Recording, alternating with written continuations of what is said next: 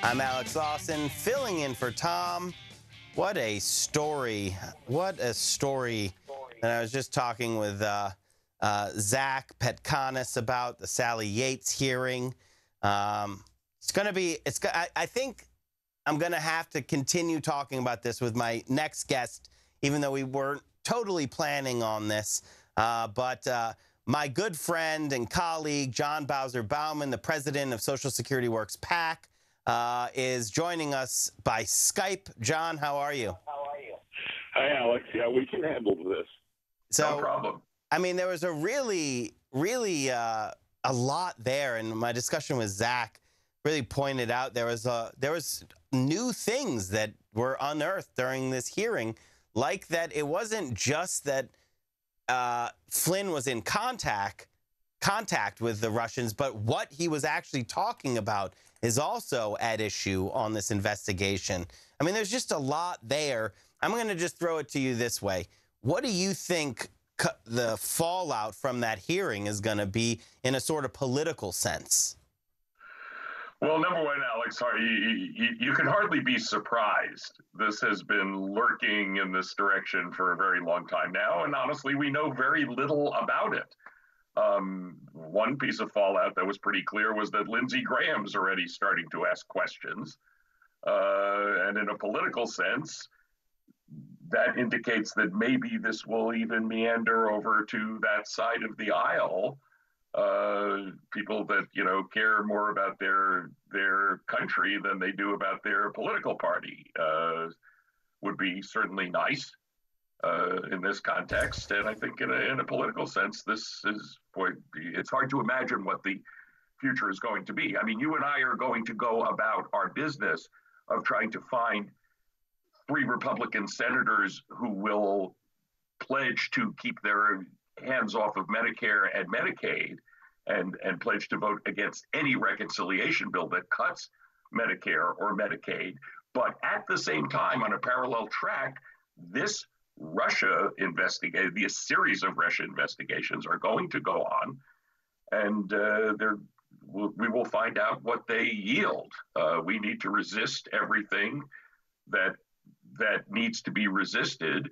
But what this is going to yield down the line, I think is a fair statement. None of us know. One of the things that interests me the most was clearly a massive faux pas by Comey last week that's just getting uncovered about his statements about, what Huma Abedin actually did with her emails, which turned out to be entirely inaccurate. I think one of the most interesting questions in all of this, and I've been posing this way to my friends, and you're one of them, is I would like to know whether Jim Comey is actually just a GOP partisan hack, or he's Javert from Les Mis, a bureaucratic functionary who can't see the forest from the trees. I think those are the only 2 conceivable ways to explain. He did a horrible job of trying to defend his actions during the campaign. And, so throw out his explanation. It's either one or the other. He's either just at heart a partisan hack, or he's Javert from Les Mis, who, just chased Jean Valjean, for the uninitiated, over those candlesticks that Jean Valjean stole when he was a teenager, despite that Jean Valjean became a model citizen for the entire world and was the mayor of his town and was an awesome person. But, justice needed to be done, and you had to do it by the book. This makes me think, this last set of episodes makes me feel like Comey isn't doing it by the book at all.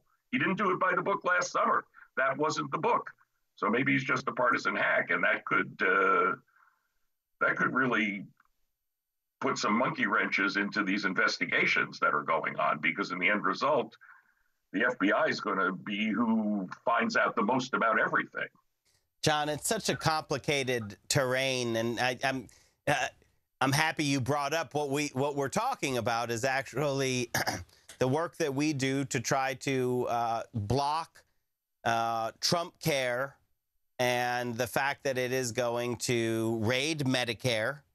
It's going to destroy Medicaid, cuts $880 billion out of Medicaid, the largest provider of long-term care in the country. And our strategy, 70% of long-term care paid for by Medicaid. And our strategy has been consistent since December, actually. We've been going around the country and we've been targeting Republican senators who we feel might, for either pure political hackery or because they believe in it, vote no on a reconciliation bill that includes Medicare and Medicaid, which is what Trump care is. And we're going to continue doing that. You know, we've been to Maine, we went to Nevada, we've been down to Arizona. We're going to get up to Alaska. We're going to go to Ohio. We're going to go to Pennsylvania. We're going to go all over. West Virginia. And, on the Ohio-Pennsylvania trip, yes. And Troy's going to help us on that one. And we're going to go all over. And this is our focus. And it's just at the same time, there's so much other things happening that it is going to be very, I think, it's important that we keep our focus on what we're doing. It's like, it seems to be one of the things of the age of Trump is that there's so much going on. You know, there's so many things happening all the time that it is difficult to actually maintain, you know, the focused resistance and opposition that we need to defeat these incredibly devastating bills that are coming out. And this is not even a question. It's more of a statement of like, that is why I think it's so important that we have this stated strategy and stick to it. But if you have any thoughts on, you know, it just seems different now than previously because there's just so much going on. I think it's critically important that the most important point of all is that we each must understand our role in and the way in which we can most be effective. And in that sense, what you and I are just talking about is the most important thing. We have to stay committed and focused on our strategy. Now, our strategy, your and my strategy in trying to find 3 Republican senators who will vote against any reconciliation bill that cuts Medicare or Medicaid, is meanders into another world of strategy that is critically important, which is empowering people in their own congressional districts and in their own states with regard to senatorial races, empowering people to put pressure on their elected officials. That's why you and I are taking the time to travel all across the country, you know, to find activists in the states we're talking about, Maine, West Virginia, Nevada, Alaska, to continue to put the pressure on their own senators. Obviously, town halls have been tremendously effective in activating activists to put pressure on specifically their House members with regard to to Trump care. So this is all enormously important. The people that I feel, you know, the most compassion for in this situation are people in blue states with senators and congressmen that they don't need to pressure. And what is it for them? What is it that they can do? And I get this question all the time. You know, what can we do here in California? What can we do here in New York in a gerrymandered blue congressional district? You know, good question. But for everyone else, the role, sticking to your role and accomplishing your role and marching and calling and going to the town halls and going to the offices is absolutely imperative at this point. And for everyone to do the role in which they are going to be most effective so that the resistance is maintained. And during this bizarre time period in which it feels like we have conceivably an administration that was not elected in a fair way. And we're going to find out what, you know, at the end of this story, we're really going to find out how unfair that election may or may not have been. But while this is going on, we also have to make sure that we resist massive legislative change that is going to ruin people's lives in America, including, you know, things like Trump care and the Muslim ban. And so far, so good. So far, so good, everybody. Everybody's doing their part.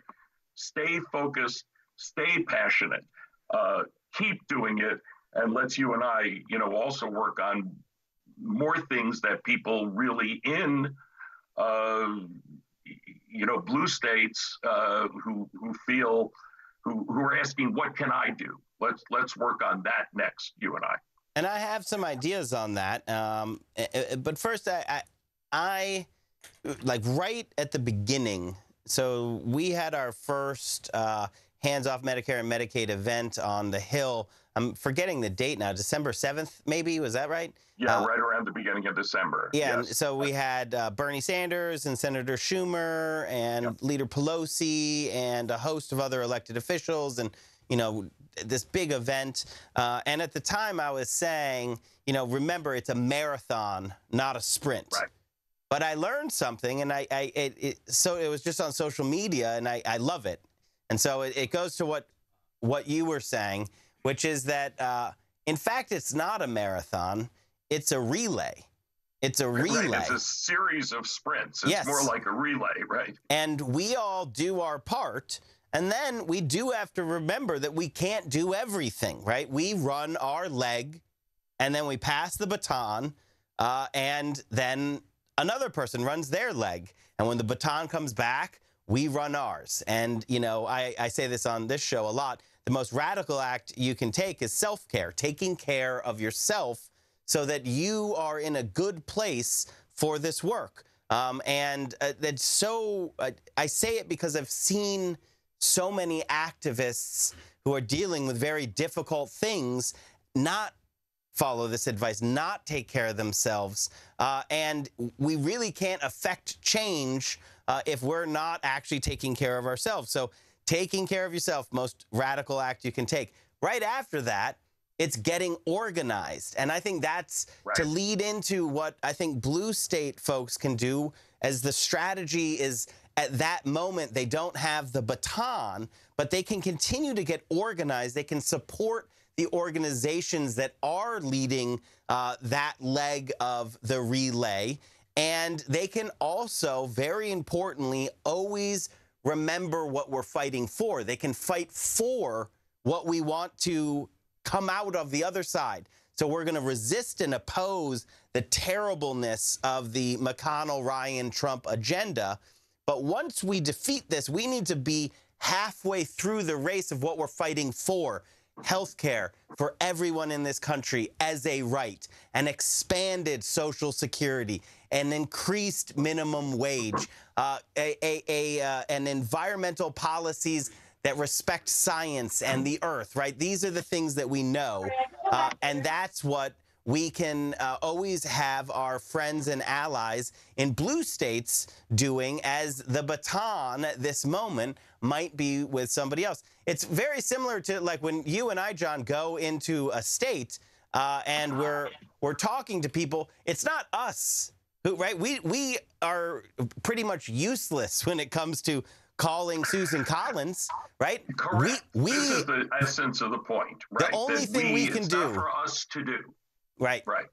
The only thing we can do is say to folks who come out to see us in these states, the baton is with you at this point.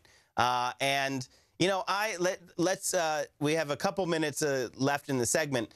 I'm kind of hopeful on our strategy. I never underestimate Mitch McConnell. I never underestimate Mitch McConnell.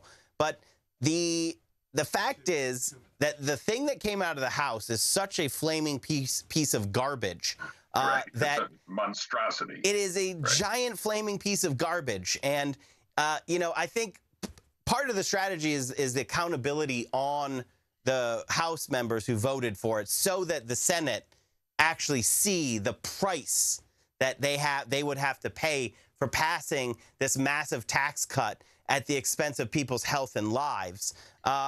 But tell me what you think, just, you know, right now, what you're seeing. You know, we're going to be going all around. We're going to be spending hours and hours and hours and days and weeks going around the country, fomenting people to call in and organizing people to call in and go to town halls. What do you think right now? What do you think the outcome is going to be?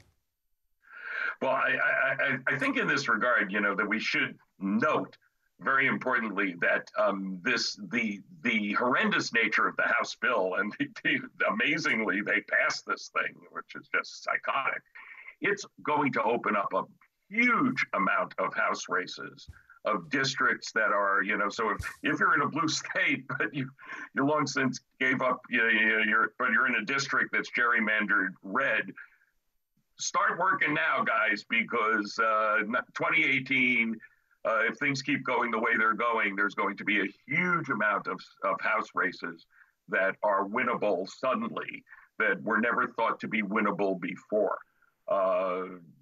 We are going to be able to hang people with that vote. This is a vote for taking away 24 million plus peoples we don't even know yet. The CBO score is going to be next on this monstrosity. So it's a minimum of 24 million people most likely losing their health care. And, Jimmy Kimmel suddenly weighing in and stuff is, tragically, because he, for the rest of his life, is going to have to be dealing with, his own son's pre-existing medical condition. John Bowzer, Bauman, thank you so much for joining us on the Thom Hartmann Program. I hope you're going to come back when I'm hosting, with Tom's hosting, and update us on this effort and what we're seeing around the country.